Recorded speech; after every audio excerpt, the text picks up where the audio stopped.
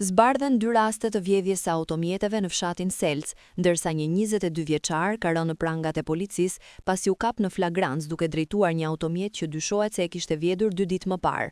Sipas burimeve zyrtare, në kuadër të punës intensive hetimore për parandalimin dhe goditjen e kriminalitetit, specialistët e seksionit për hetimin e krimeve në Komisariatin e Policisë Malësie Madhe arrestuan shtetasin Miguel Gjelaj, 22 vjeç, banues në fshatin Zagor. I riu u kap gjatë kontrollit policor duke drejtuar një automjet tip Volkswagen, i cili dyshohet se ishte vjedhur më 15 mars 2026 në fshatin Selc. Nga hetimet paraprake rezulton se ai dyshohet të jetë autor edhe një bjedhjeje tjetër automjeti, të ndodhur më 3 gusht 2025, po në këtë fshat. Ky automjet u gjeti parkuar pranë banesës së tij.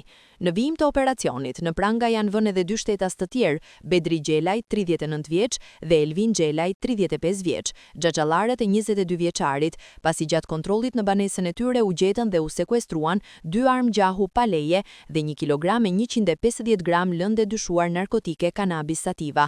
Policia bëri të mundur sekuestrimin e 2 automjeteve të vjedhura, armëve të gjahut dhe lëndës narkotike, ndërsa hetimet vijojnë për dokumentimin e plot të veprimtarisë kriminale të arrestuarve. Materialet procedurale janë referuar prokurorisë së Shkodrës për veprime të mëtejshme.